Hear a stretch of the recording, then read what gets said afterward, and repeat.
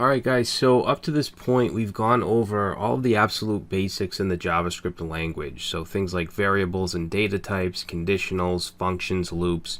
In the next section we're going to start to get into the DOM, or the Document Object Model, where we'll learn how to select elements in the DOM, how to change them, how to work with them, style things, work with events, traverse the DOM. So basically working with the UI. Up to this point we've been just dealing with the core language and using the console as an output to see the results.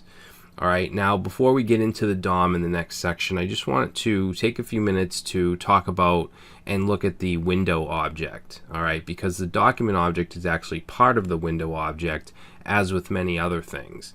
The window is the global object in client-side JavaScript. Now I know many of you probably aren't familiar with Node.js. I know a lot of you are, but many of you are not. And what it is it's a JavaScript runtime that runs as a standalone process on your machine and your computer. Alright, so your system, your computer system, is your environment in Node.js.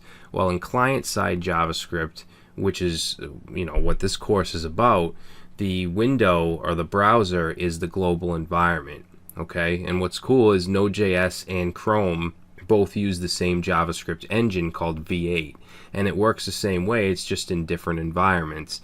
Now the window object has a lot to it, okay, things that use, things that JavaScript developers use all the time, like local storage, the new fetch API, the navigator object, which includes geolocation.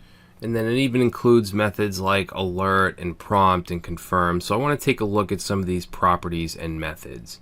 Alright, now if we were to go over here in the console and just type in window and then click this little arrow, you can see all the different parts of window, including the alert method. If we go down here, you'll see like clear interval, clear timeout. We'll get into that stuff later on. We can close the window with the close method. You can see the document. This is actually the document object, so the core of the DOM. Fetch, which is the fetch API to make HTTP requests. We also have, let's see, we can get like the inner height and inner width of the window, which we'll take a look at. Local storage, that whole API is in the window object. So navigator, which is stuff that has to do with the browser, which we'll take a look at. All of the events that are available. So it has a lot to it. All right. So what we'll do is over here, let's say window methods, objects, and properties. All right. So even if we do a console log, like let's say console log 123. We could even do window.console log. Okay, now nobody really does that because there's no need to. We're at the top of the window object, so we don't need that. But it is part of the window. So a couple things I want to go over are alert, prompt, and confirm. Now alert is basically just that. It's a little box that pops up with an alert. So we can say window.alert. And we'll just say hello world and save and run, and we get this little pop-up that says hello world. Now most of the time you won't see the window here, so it'll be just alert, and that works just fine. Alright, so I'm going to comment that out. Let's also get rid of this console log right here. We don't need that. So in addition to alert, we have prompt. So prompt is similar to alert, except it takes an input. So what we'll do here is create a variable. We'll call it input. We'll set it to prompt. And then what we'll do is we can take that input and do whatever we want with it. So I'm just going to alert it back out. So we'll say alert input. Now if I save, we're going to get this drop down here with this text field. And we'll just put in hello. Oh, I'm going to click in it first and then say hello. And OK, and now you'll see it'll just alert it back out because that's what we chose to do with it, but you could do whatever you want with it. Alright, so that is prompt. We also have confirm. Now this is used often when you're deleting something because the person could just click delete by accident, or you just want to make sure that they're sure that they want to do whatever it is they're doing. So to do this, we'll do an if statement, and we'll say if confirm, and then it takes a parameter of the message. So let's say, are you sure? All right, and then if they'll have either OK or cancel. So if they click OK, then whatever you put in here will run. So we'll just say console log yes and save, and you can see we get are you sure. If I click OK, we get yes. Now if I click cancel, nothing will happen. If you want something to happen, you could just put an else, and you could say console.log, and let's say no.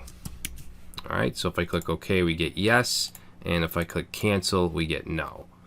Okay, so that is confirm.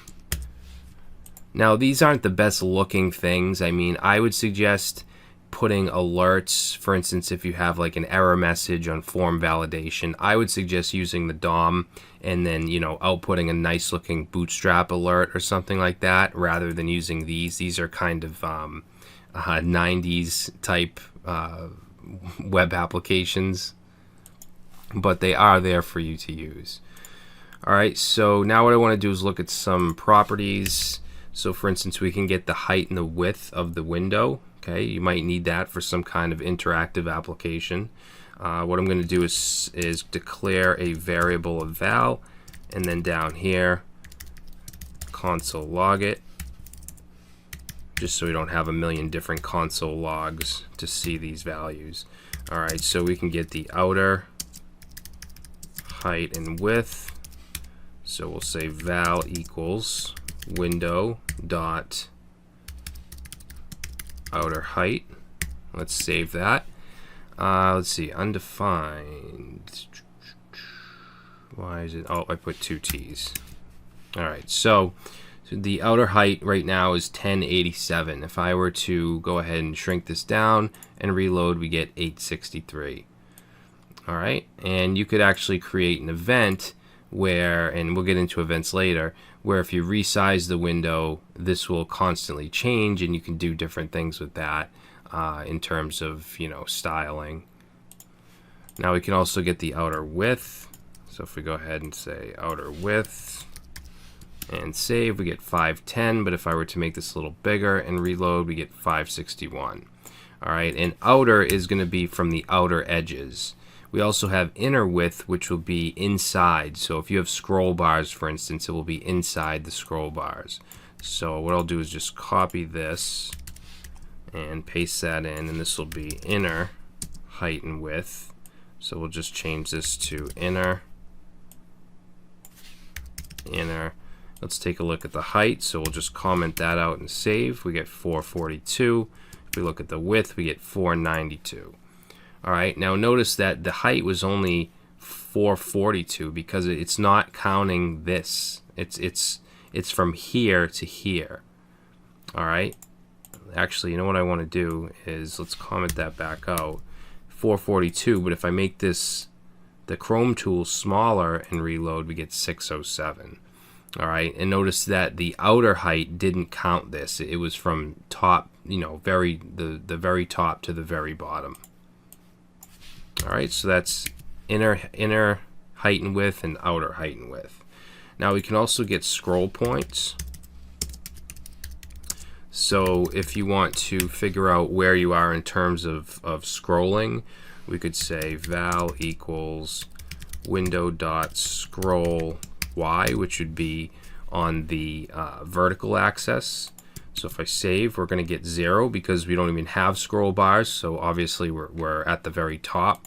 Now what I want to do just temporarily is create a div here, and we'll say style equals, and let's say margin top 1000 pixels, and that'll give us a scroll bar. Okay, and now you can see if I reload, we're at 400. If I scroll up here, reload, we're at 100, and so on. All right, and you can do the same thing with horizontal scroll if you use scroll X. Okay, I'm not going to demonstrate it, but it works the same exact way. All right, just get rid of that div. All right, and you know what this is good for is those sites where you scroll down and you have the animations happen as you're scrolling down. That way you know what point you're at and when to show the animations.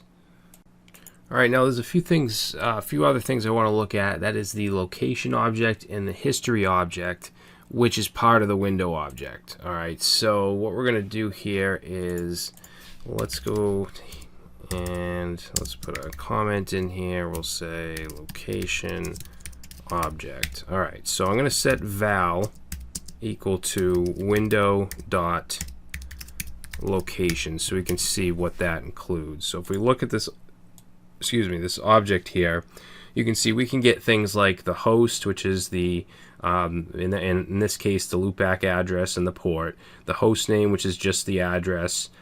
We can get just the port. We can get the path name, which is just slash. We can get the href, the origin. A lot of these things are the same. The protocol, which is HTTP. We have some methods like reload and replace. We can redirect with the location object. We can get query strings with search. So there's quite a bit here. Now I want to just show you that we can print out some of these things or use them if we want. So let's say we wanted the host name. We could say window location host name and save, and you can see, let me just fix this, and you can see we'll get our address here. And if you want a server with a domain name, it would show the domain name here. Okay, we can get things like the port. Whoops.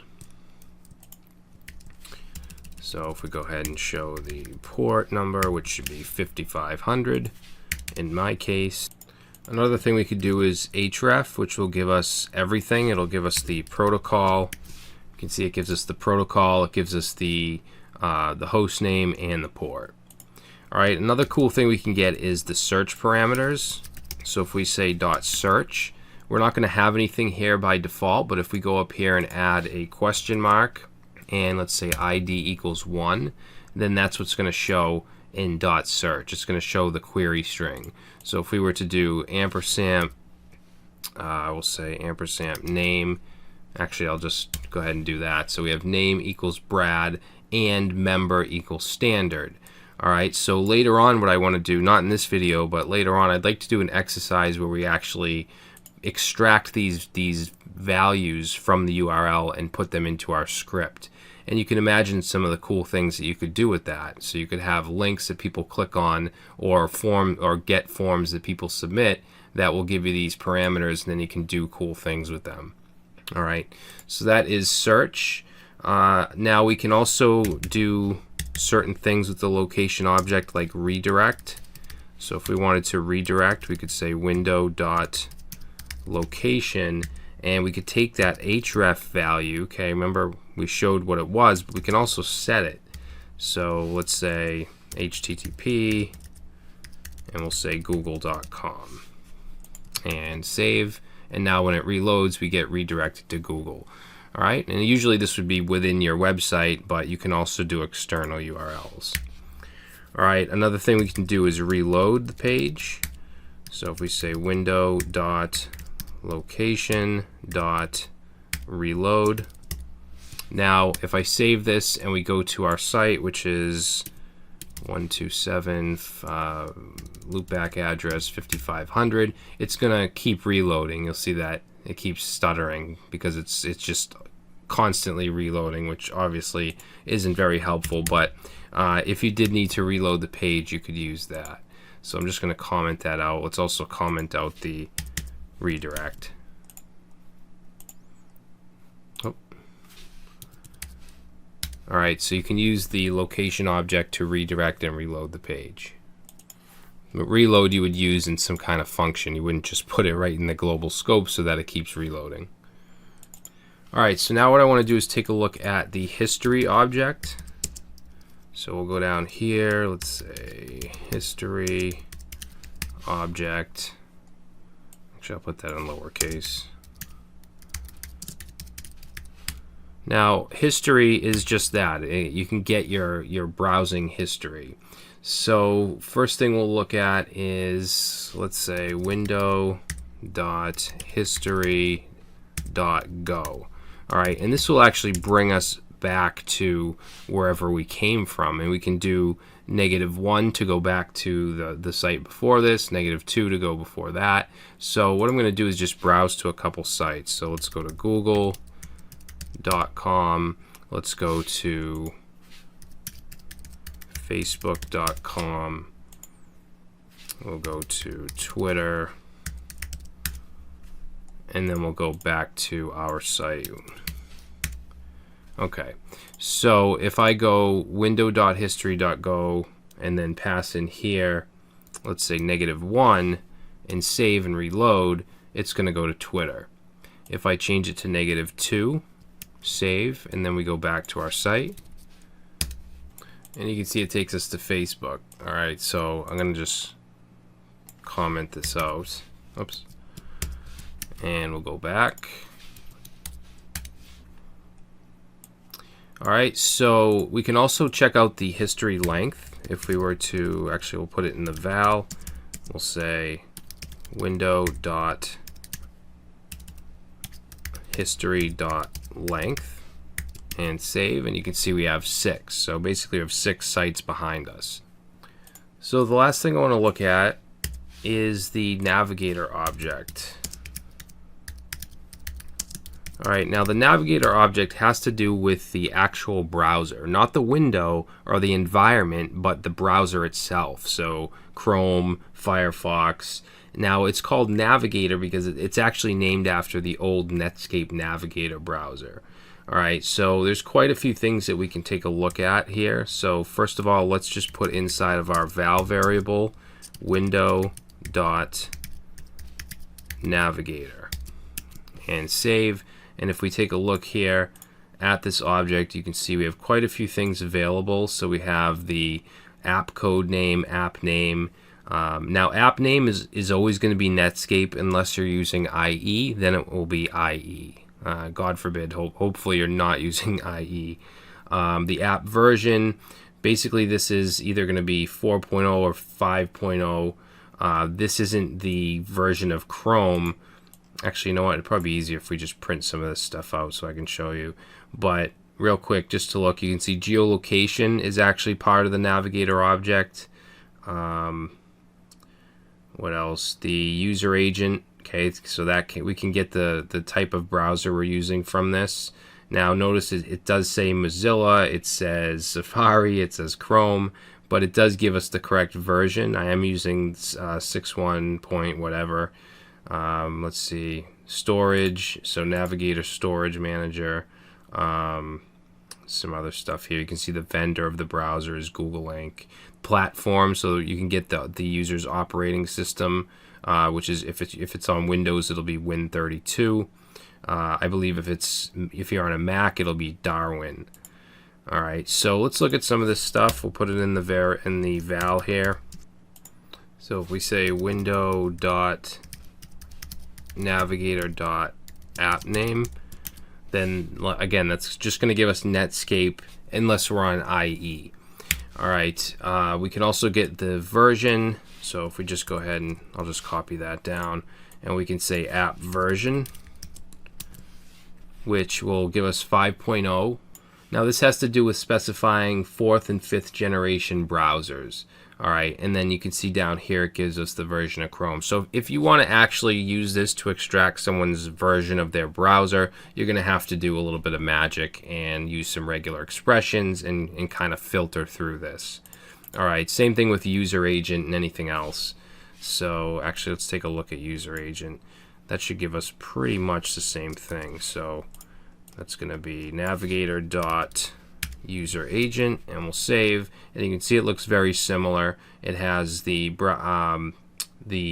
generation 5.0, and then it has the different versions here.